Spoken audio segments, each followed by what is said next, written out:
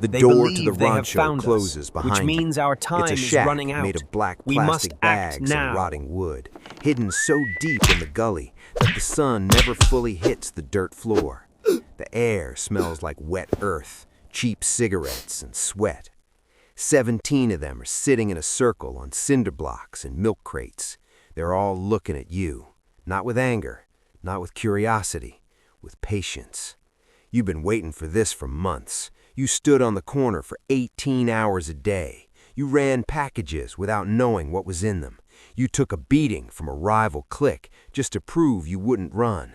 Now, you're inside. An older homie, one with a teardrop tattoo that's already fading into a scar, stands up. He doesn't smile. He walks over to you. He hits you, hard, open palm across the face. It stings. You don't react. That's the first test. He looks at the others and nods. You just passed level 1. Level 1, the Pato. You are a Pato, a rookie, a civilian who has been granted the privilege of standing near the fire.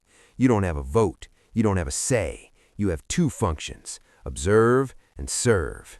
You live in a house with 15 other dudes. You sleep on the floor by the door. So if the police kick it in at 3 a.m., you're the first one they see, which means you're the first one to get hit, giving the veterans in the back room those extra 3 seconds to flush the work or grab the rifle.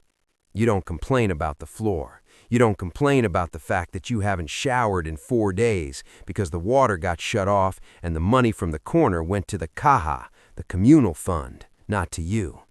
You learn the language of silence. When a car backfires on the main road, everyone in the room freezes. You freeze too. You watch their eyes. They're watching the door. After 10 seconds, they relax. You learn that relaxation is a privilege you don't have yet. Your job is the corner, the postura.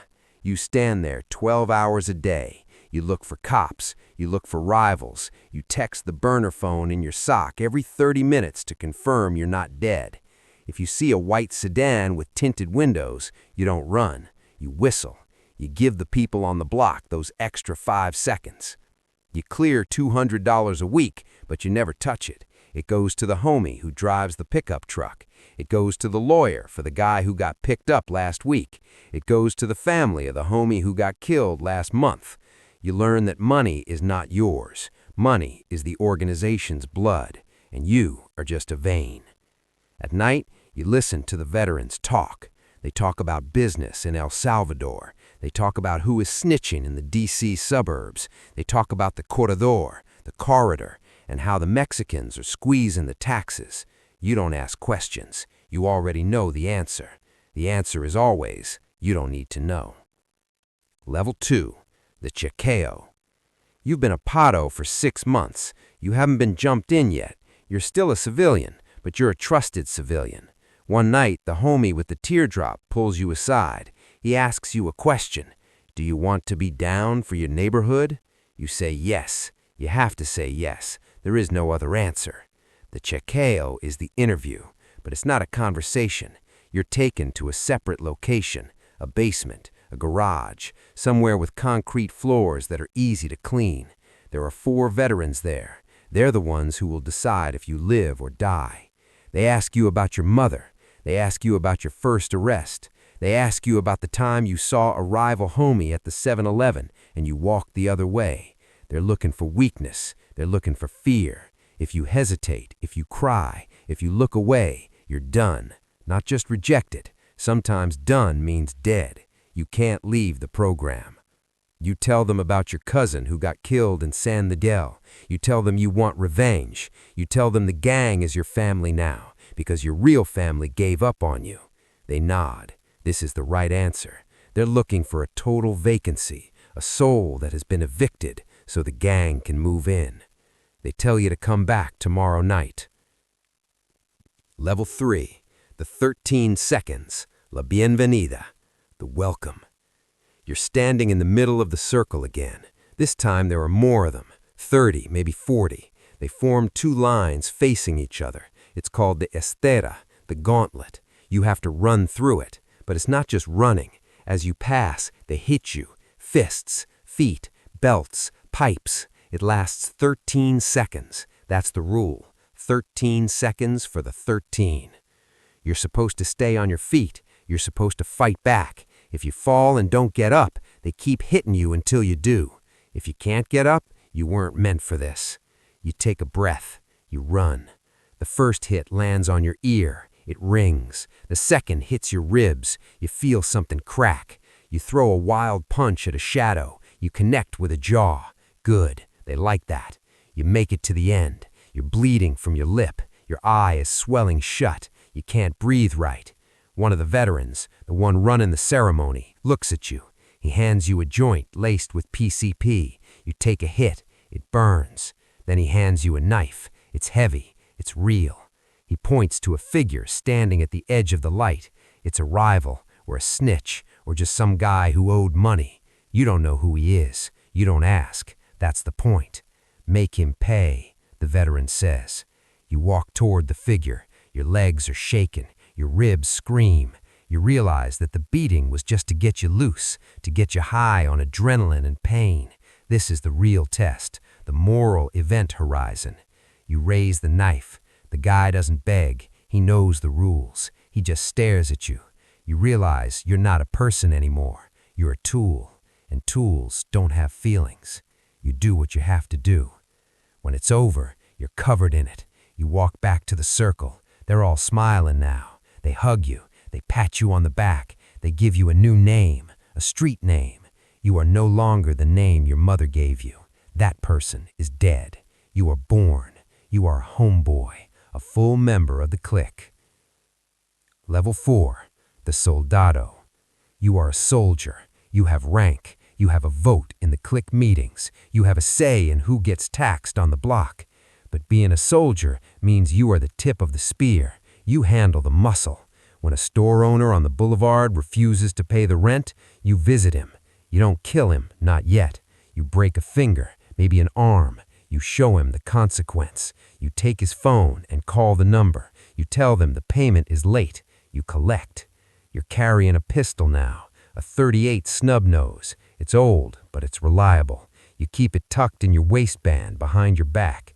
The metal is cold against your skin, but you're getting used to it. You sleep with it under the pillow. You learn the math of violence. One broken arm equals $500 in back taxes. One murder equals respect, but it also equals police attention. You learn to calibrate. Too much violence brings heat. Too little makes you look weak. You walk a line. You're 19 years old. You've seen 4 of your friends die in the last year.